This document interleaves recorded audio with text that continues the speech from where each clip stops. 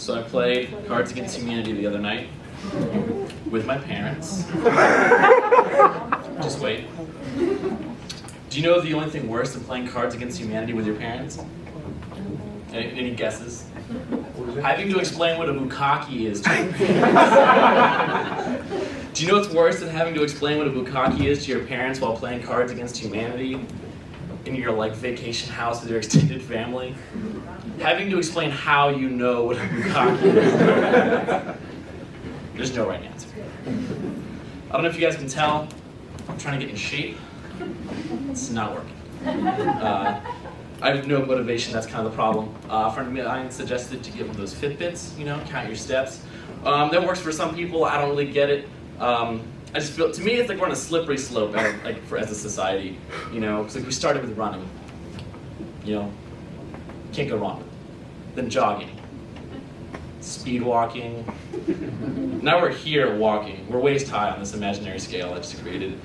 And I feel like soon people are gonna say things like, yeah, I did some cardio today. I stood up for a while, and then I sat back down. Or, Jim, looking good. You've been sitting up in bed lately? We're just slowly getting more and more close to that movie WALL-E. You know what I mean? That's what the Fitbit represents to me. I feel like there's really a lot of Fitbit wearers in the audience right now who are not happy. I'm not the guy from WALL-E. I'm WALL-E. It's hard to get in shape though, because half of it's eating right, and you can't eat right when Cookout exists. You can't eat right when there's a place where you can go and you can tell another human being, I want 3 chicken quesadillas, and Cajun fries, and a milkshake, and a Mr. Pibb, and they're like, yeah, that's 5 cents. We have all of it. It's ready. Pull around. I did have an awkward experience at Cookout recently. I went to Cookout, made my usual order, 3 quesadillas, Cajun fries, Mr. Pibb, and a milkshake. The lady tells me the total. I pull around, and I go ahead and get my debit card out, and it's in my right hand. Get to the window. It's on my left. She opens the window. She says that's 2 cents, however much it is. And instead, I don't know what happened up here, but instead of transferring the debit card to my left hand and giving it to her, I reached out with my completely empty left hand. And didn't realize it until it was just too late. And didn't know what to do, so I just did this to her open hand, just like some kind of primate ritual, like I was admitting she was the superior girl of the tribe. I didn't get my foot, I just left. I can't. I'd rather be a Waffle House anyways. I love Waffle House, I eat Waffle House too much. Have you ever been to a Waffle House 2 in the morning, you're probably drunk, and halfway through your meal you realize you're at a Huddle House? That's when you know you have a problem. No, I go to Waffle House a lot, everyone has their Waffle House, it's theirs.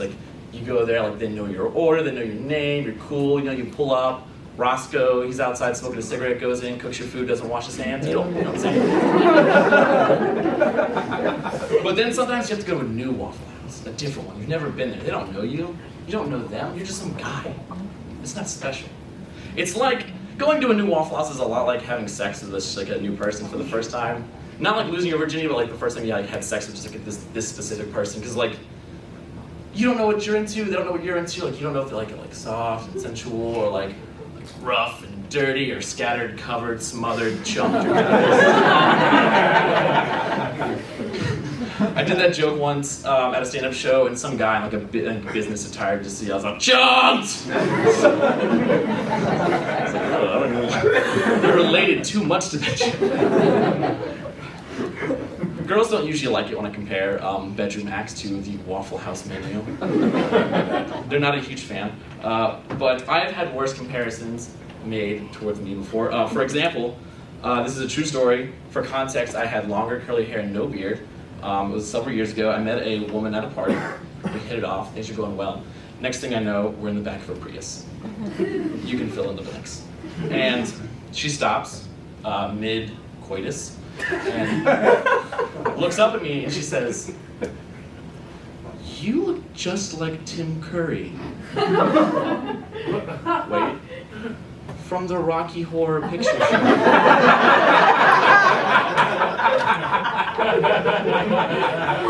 I don't know if you've ever seen that movie, but Tim Curry plays a transgendered alien mad scientist.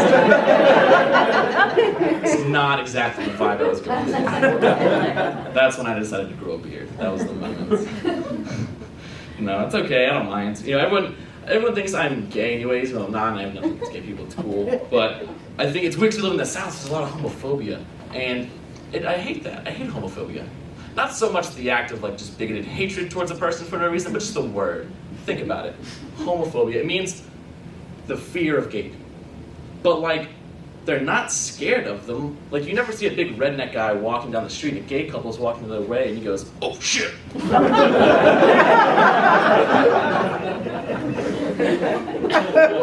Are they gone? No, you know I'm scared of them, Gerald. Just tell me when they're gone. No, they don't do that. Like, for instance, Beauty and the Beast had a gay character. People protested. They didn't hide behind stools on a stage in front of an audience. That's a very inside baseball joke. But they protested. They made signs, which you kind of got to respect. That takes effort. You got to get pickets and poster board and come up with like slogans that rhyme but are also hateful. Like, there's glitter and colors. Like, for a group of people who like are supposed to hate gay people, they sure love arts and crafts. I just wish other phobias reacted the same way. You know what I mean? Like, I would love to see a group of people who are scared of heights outside of like Disney World. Like, God hates Space Mountain. It's Adam and Eve, not Adam and Wee.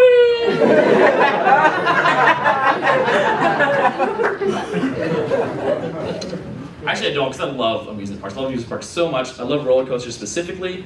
My favorite one of the roller coasters, not what you would expect. It's not the loops, or the drops, or the spins, or the thrills, or the high speeds. It's that moment right before you take off, and that stoned 16-year-old kid who is for some reason in charge of everyone's safety comes around and just like rams that metal bar repeatedly into your crotch. Like, it just amazes me. Like, I want to know how that like was decided to be the best method. Like, was he just like to a superior? He was like, "Hey, boss, you know that one thing that separates the guests from life and certain horrifying public death? How do we make sure it's working?" I don't know, just shove on it a bit. That'll be good.